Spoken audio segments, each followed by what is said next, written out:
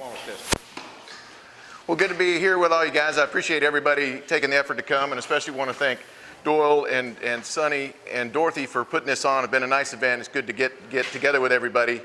They asked me if we wanted to go ahead and go before lunch or go after lunch. I'm not sure which is better, but we do want to stand between you guys at lunch, so it's probably better that y'all nap rather than being ready to eat. Gary and I are going to kind of tag team this a little bit. It plays nicely into both what Charlie talked about and everything this morning, and Tommy about moving the needle. In other words, you can use performance testing on a lot of different levels to improve your cattle genetically in a lot of different ways. It doesn't just have to be with feed conversion, though it does that. We can move the needle for carcass. We can make a lot of changes just by objectively looking at our cattle, and it can be done in a lot of different ways. And we're going to kind of go through, we both run a test. I'll give you a little background on that. We're not really authorities on much of anything, but one thing Gary and I do know something about is testing bulls. Between us, we test and sell about 275 bulls a year, and the Central Texas sale will be in its 26th year, and we estimated yesterday they performance tested about 3,500 bulls. And the sale this October will be our 51st sale, and we performance tested a little over 10,000 bulls during that time. And I, of course, wasn't here that whole time. I've been here for about half of those, but we've run a lot of bulls. And to put it into perspective, in our deal, we run those bulls 4 or 5 times. You know, so 10,000 bulls times 4 or 5 times down the chute, you start to get a feel for, you know, what you're looking at, what's happening, and there are really some important things that can come out of that. The main trick in all of this is you got to balance a number of factors, and the first is price. In other words, you've got to get it done at a cost that you can still sell the cattle and make money. There are a lot of benefits that come with performance testing, but you know, the cost of feed and the cost of the labor and all those things can eat up any profitability, eat up any value to that. So both of us over the years in different but similar ways have kind of evolved a strategy of how we can get the bulls in the right shape to sell without spending a ton of money, and also get the data that we need to make the selection. So that's kind of what we're going to talk a little bit about. And again, there's a lot of ways to skin that cat. But in the end, you want to get to where you get the information and remain profitable. Once again, too, I want to thank each and every one of you for taking time out of your day to join us here today, and especially thank Doyle and Dorothy and Sonny again for their great hospitality. We had a great dinner last night, and we appreciate that, Doyle. As Lorenzo told you, we're in the Beef on Forage, the Central Texas Beefmaster Breeders. We're in our 26th year of testing, forage developing and testing, performance testing bulls. About 27 years ago, our group had decided that we had enough members. We had about 70 or 80 members in the Central Texas group, and we said we need a way of marketing our bulls. And I'll never forget, I told Lorenzo yesterday, we did a joint bull test with the South Texas Beefmaster Breeders and the Central Texas Beefmaster Breeders in 1986. And we went down to help them weigh the bulls periodically. And does anyone in here know Homer Higdon that used to run the Performance Center in Castroville? We're walking the bulls down an alley, and Homer tells me, he said, Gary, he said, I don't know if you'll ever be involved in another bull test or in bull performance testing. He said, but let me tell you something. Always remember this. If the bulls do well, it's the owner and the genetics. If they don't do well, it's the management's fault. And that sort of stayed with me a long time. And I know that each of you as consigners, that there's a number of you that have been consigners in this bull test.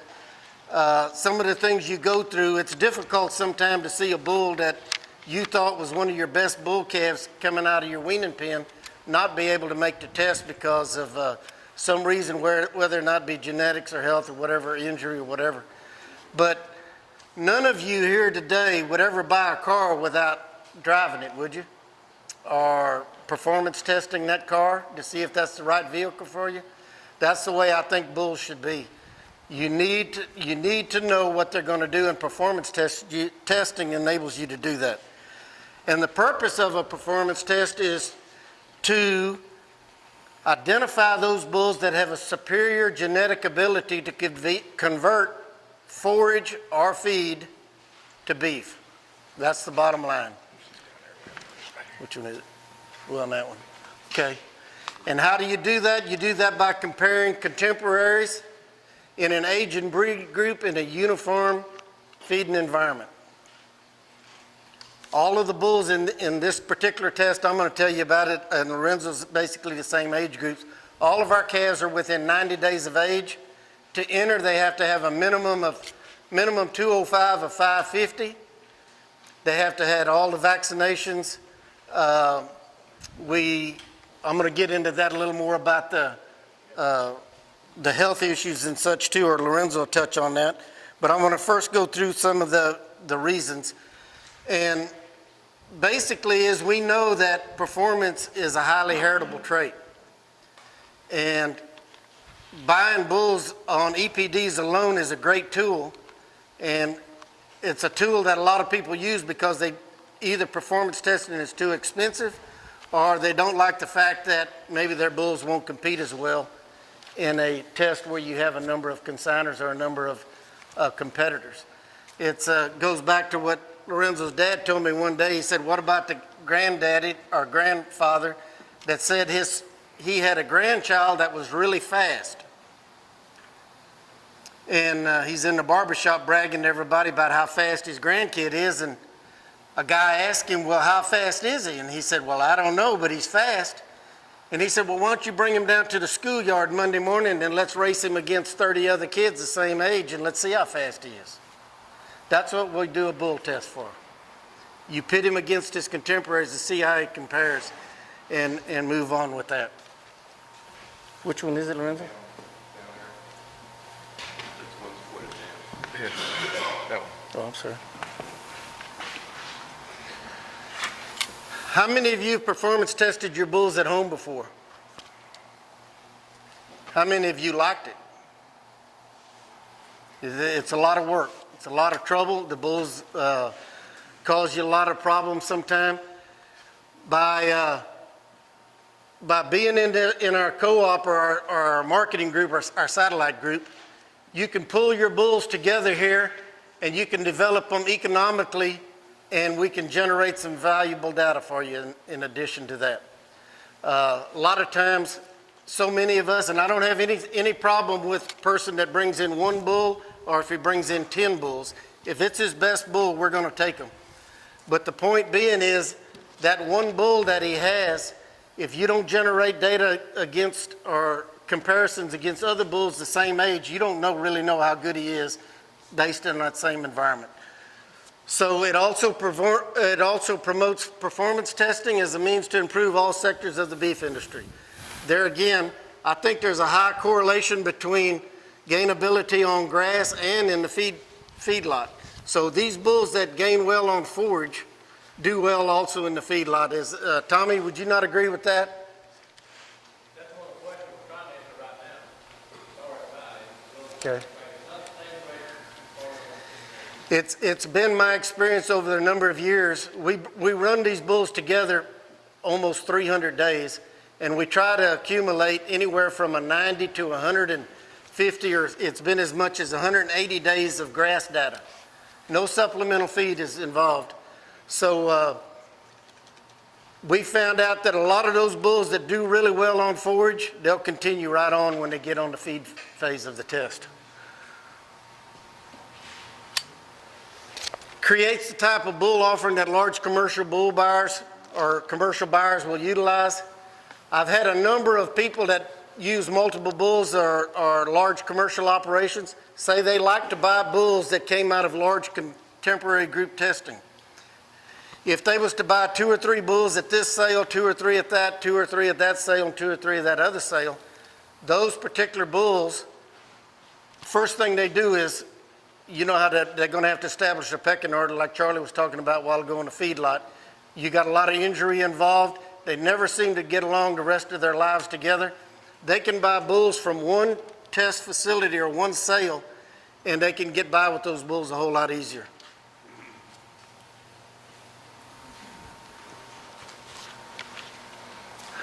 When we started this thing also, we wanted it sort of as it's not only a testing ground, but it's an educational tool. How do you know where you are in your program if you what's the saying, you can't measure what you don't, Can't change what you don't measure. can't change what you don't measure. So by doing this, an individual consignor can get some view of where his program is going. We should all be involved in performance testing. That should be our first goal.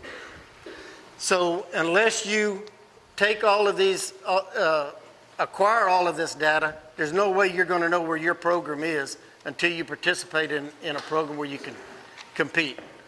So it provides participants with individual performance information useful in attaining their genetic goals. It gives breeders the opportunity to receive top dollar for their best bulls. In our test, none of the bulls are topped off. We don't let any consigners take their top-end bulls home. The average commercial guy got just as much opportunity to buy the top bull there as the best breeder in the business. So by not topping the bulls, everyone has the same opportunity to purchase those bulls. Also, it's a great opportunity for the consigners to pick out their herd bulls. None of the bulls are topped, so he gets that opportunity to pick out the best bulls. It also provides the breeders with an annual reliable source of superior herd bull prospects, which I just said. All of us are looking for that great bull, or performance-tested bull. These sales and these tests provide that. It encourages improvement of individual herds by urging breeders to gather and utilize complete performance records. Okay, what I would hope is, as a consignor or as a participant, or both, which is whatever, that when you get your data back and you get your weigh report and you get your catalog and you see where your bulls are maybe not quite up to standard, what they should be with 30 other consigners, I would hope that you would try to say, look, I need a different bull. I need to improve on my performance. I need to concentrate a little bit on whole herd reporting, start keeping records at home also. But the whole issue is to get everybody interested in performance. Okay, there is some disadvantages. One is health issues. All of our bulls going into the program are required to have all of their IBRs, a complete vaccination program. They need to be weaned 30 days in advance. On arrival, they are ear clipped for BVD before we start the test. In addition to health issues, during the course of a test, over 300 days, you're going to have some injuries involved with running 150 or 160 bulls. Excuse me. Mike, y'all run a test and you know what it can go through, and we've had unfortunate incident with one of your bulls this year too. There's a certain amount of riding that goes on. When these bulls reach puberty, basically it starts probably in about March and April, you would not believe the amount of riding that goes on within these groups of bulls. Unless you've ever run more than 10 bulls in a group, you wouldn't understand it, but it's a pretty good wrestling match out there. And bulls can be pretty evil. They'll actually kill another bull, ride him down and cripple him and put him out of service. So that's always an issue that you have to deal with. Test management has to be on the ball, be ready to pull those bulls out, get them straightened out. And I've got a reward that anybody that can tell me how to do that and reinsert a bull back into the group, there's a $1,000 reward if anybody can tell me how to do that. Nobody's collected yet, so. Anyway, cost. We try to keep the cost down as much as possible. Right now, our current costs are $1.25 a day running on grass. And in the beginning, when we started this thing, we was in the neighborhood of 75 cents a day. And so in the past 26 years where our costs have gone up. So with fertilizer cost, land cost and everything, our grass phase is always a concern, and it chews up a big part of our costs. But it's very instrumental in creating the type of bulls that are going to be hardy and can go to work.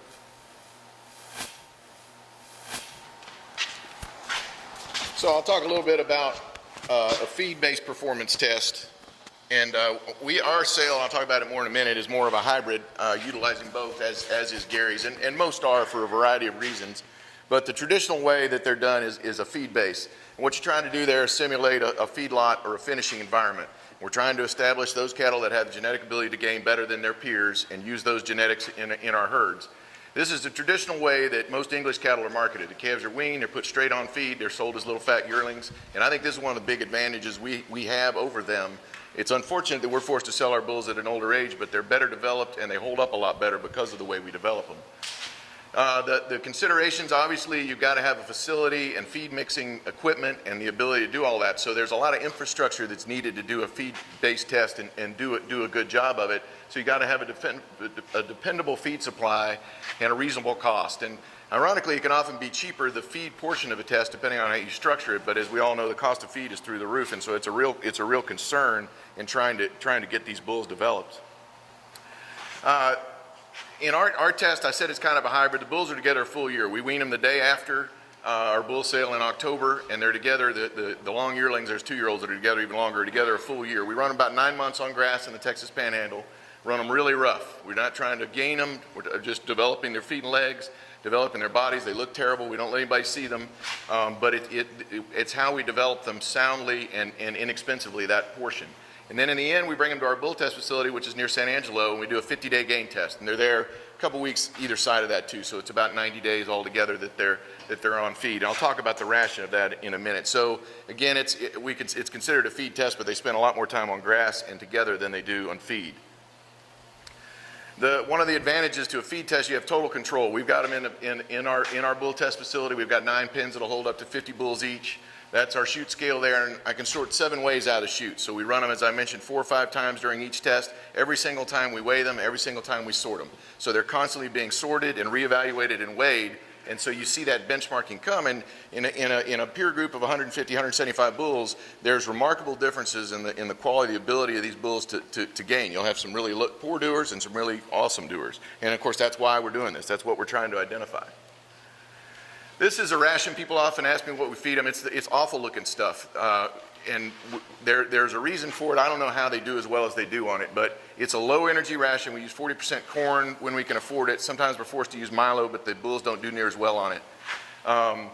It's primarily 40% energy, like a normal feed yard ration to be 65 or 70% energy, a lot hotter ration. So we want to develop them and get them in shape to sell and not spend a ton of money on them or get them too fat. So primarily the bulk is done with sorghum silage and with cotton burrs or gen trash. And our cost in 2012 is $204 a ton. And the really unfortunate thing about it is 5-7 years ago, it was under $100 a ton. So the cost is more than double of putting the finish on them. And the trick is, we send bulls to the Great Basin, a lot of bulls to Florida, places that are difficult environments. And the reason customers come back is because they hold up, and the magic is not to feed them their whole lives, but just to feed them enough to where they look good enough to sell. Old timer, you've all heard the old saying, they don't want them fat, but they sure want them pretty.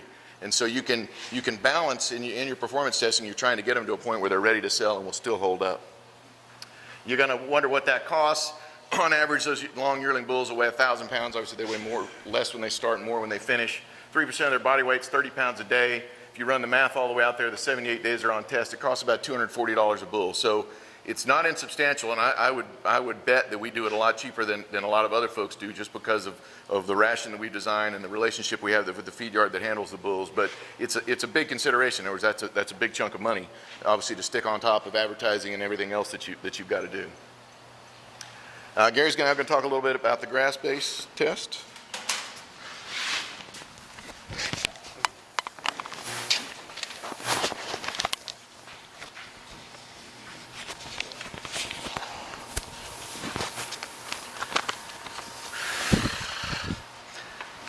How many of y'all have ever bought a bull out of a sale, and in about 60 days time or 90 days time, you didn't recognize him as the same bull that you bought out of the sale?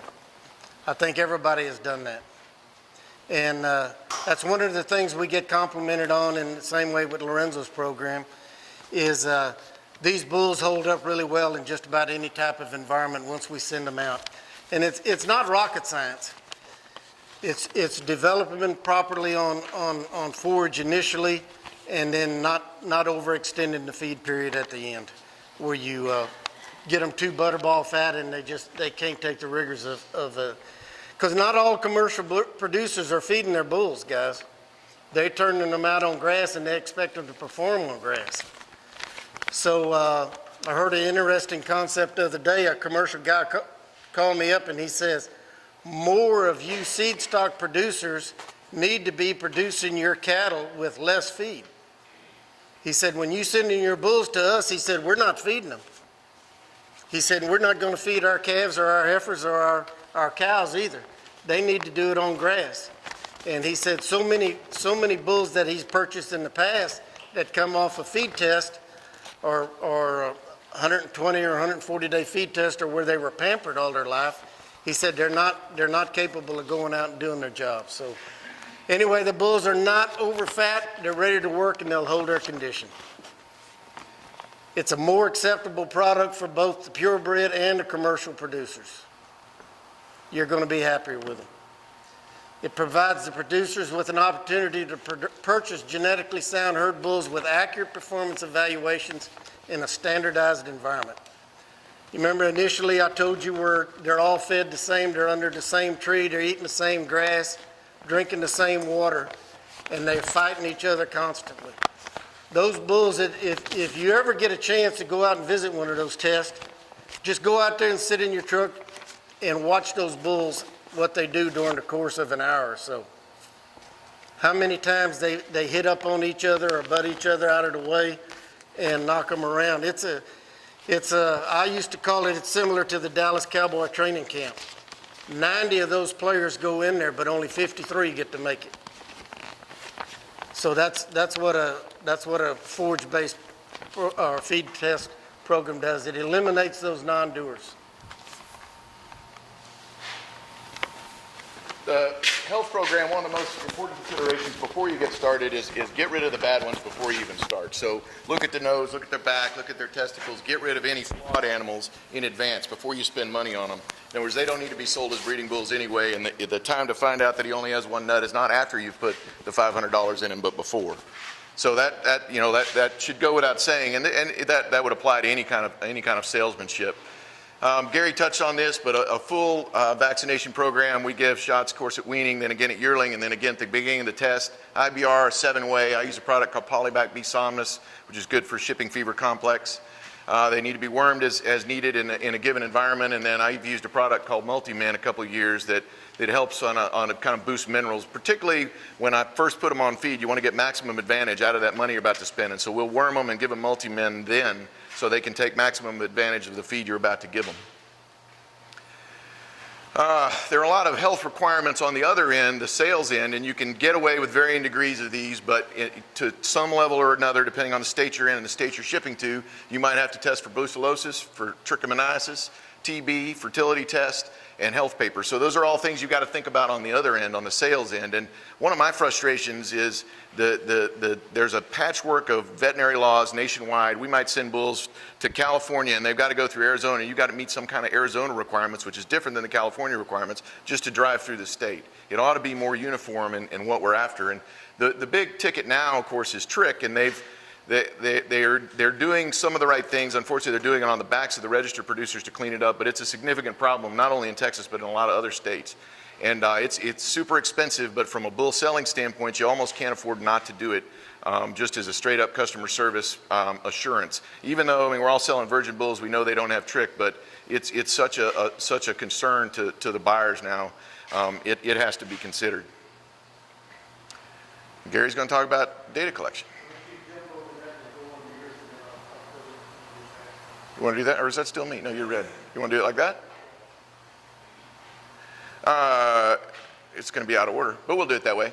So data interpretation, we're going to show you each of our catalogs and kind of what we look for, what we collect and what we look for. You're not going to be able to see this, obviously, but that's what the whole page of our catalog looks like. One line per bull as it goes across. We sell them in order. So this is the first page. The first bull sells, the second bull sells, the third bull sells, and we've got them in roughly descending order of quality as we pick it. So I'm going to break it down by piece. The left section identifies who he is and what his pedigree is. I give sire, dam, and maternal grandsire and paternal grandsire, and birth date here. Their individual performance. I use ratios in almost everything I do, and people sometimes ask why. And the reason is, in a given year, the bulls might average 700 pounds, or in a bad year, they might average 400 pounds. And people get hung up on that weight. Why did he weigh 400 pounds? Well, it doesn't really matter what he weighed. What matters is how he weighed in relation to his contemporary. So a ratio above 1 is good. A ratio way above 1, like these bulls, is very good. So from a performance standpoint, that's what we're after. Gary's going to talk a little bit more about EPDs later, so I won't talk about those now, but you can see how we display them. And this is the nut of the test. This is the performance test right here and what we're after. So there are kind of two phases. We use sonogram, as was discussed earlier, to look at carcass traits. And so I focus on ribeye area and intramuscular fat. There are obviously two other traits that come out of it, but it's too much. There's not room for it all. So these are the two that I think are important. And Charlie talked a lot about quality. This is a fairly easy thing to change fairly quickly. In other words, if you just identify, if you go into a pool of 150 bulls and you pick the best carcass bull, and you do that systematically over a period of years, your needle will move quickly. It's heritable, it's obvious, and you can get at this fairly inexpensively, either in your own herd by scanning your own cattle or in the cattle you buy. In all of these, balance is critical. So you don't want to get hung up on one thing. There's a lot of information here, but you want to pick several that are important to you that work together in concert. So if somebody just says, all I'm going to do is buy high IMF bulls, they're going to miss it somewhere else. In other words, they're going to either give up growth or they're going to get a high birth weight bull or something. The balance is really critical, and no two people would look at all this information the same way. But what I encourage everybody to do is come up with 3 or 4 things that are of value to you and what you're trying to do, and focus on those. And then you can really affect change in your herd. Your battery died, Tommy. The right portion is what we call the Eastern Cattle Company performance test. The grass average daily gain I take from their yearling weight to the day we put them on feed, and that's the period of time that they were on grass. We do an average daily gain, and I display that as a ratio. They probably average right around 1.75 pounds to 2 pounds, again on sand country up in the panhandle with no feed. And again, what's important is not what they gain, but how they gain relative to their peers. So in our sale, there's 3 peer groups. We've got 2-year-old Charolais, 2-year-old Beefmasters, and long yearling Beefmasters. So each peer group is handled separately, but that bull that was a 106 was that much better than the bull that was a 93 on the grass portion of his test. Then we have an on-test and off-test weight. That's 50 days apart on full feed. Average daily gain there, you can see you get some pretty remarkable numbers. They come in, they got a lot of compensatory gain. 5 and 6 pounds a day is very common in the better end of the bulls, and that's a tremendous, to take a rough feed like that and do those kind of gains is pretty awesome. Well, again, you'll see a lot of variability. These are the top end of the bulls. There's also bulls that average that'll ratio 90 during this same period under these same conditions. And so if you're wanting to move the ability to gain fast and convert, you don't have to do that very many years before you start to affect change in your herd where that's concerned. So they've got a feed average daily gain, a ratio. I use a weight per day of age in a ratio. Our bulls, we calve in a 60-day window. So by the time it all shakes out, they're probably about a 75-day spread there in birth dates. So that weight per day of age helps eliminate that, because you wouldn't believe it, but at 18 months, 30 days really does make a difference. In other words, at 2 pounds a day, it adds up. And so that weight per day of age kind of helps universalize that number. And Gary is going to talk about 2 things.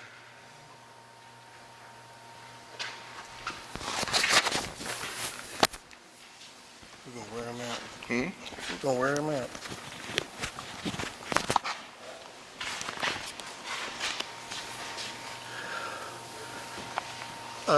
Our bulls on test, we do the ultrasound data. We do scrotal measurements, and we also do the ultrasound. We do the ribeye and IMF, rump fat. All of the bulls entered in the Central Texas Beef on Forage deal, all of the consigners have to be involved in whole herd reporting. That's one of the requirements.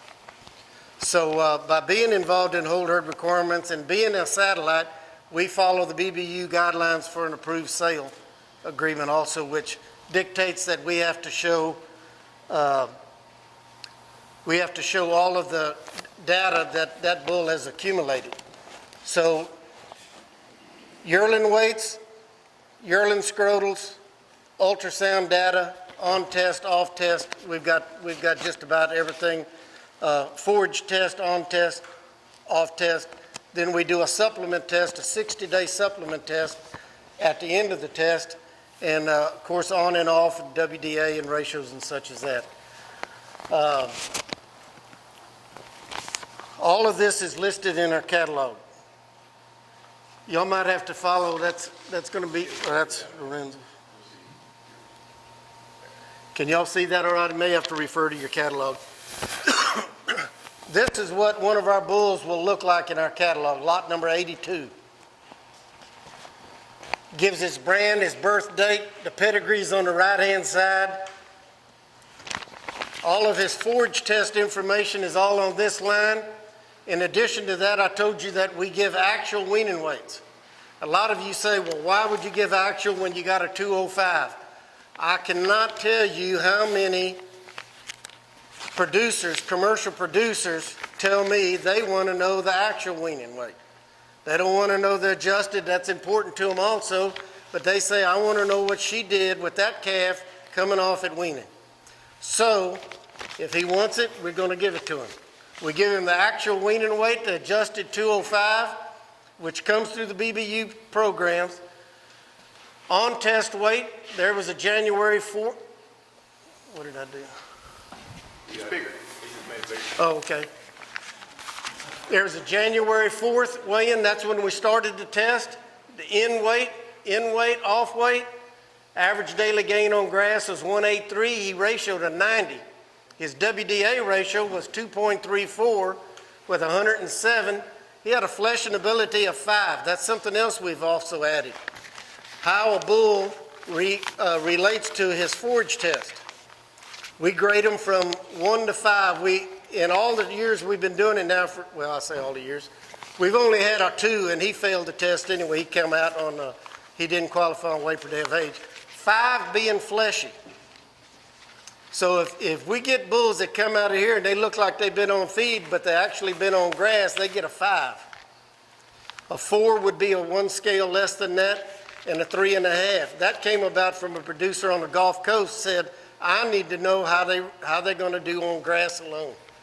So we will have bulls that actually, and you're going to ask me, why did this bull do a 90 on his ADG, but he's 107?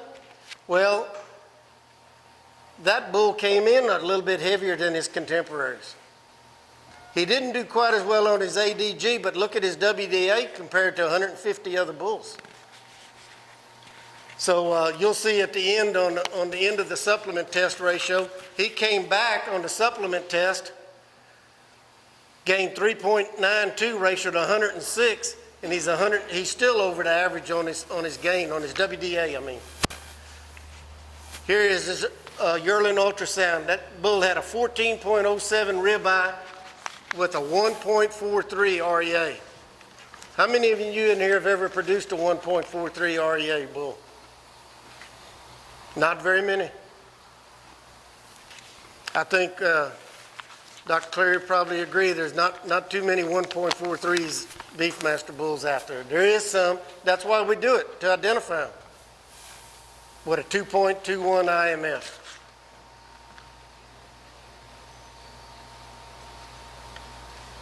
Didn't I miss a part? Oh, I got the beef, okay.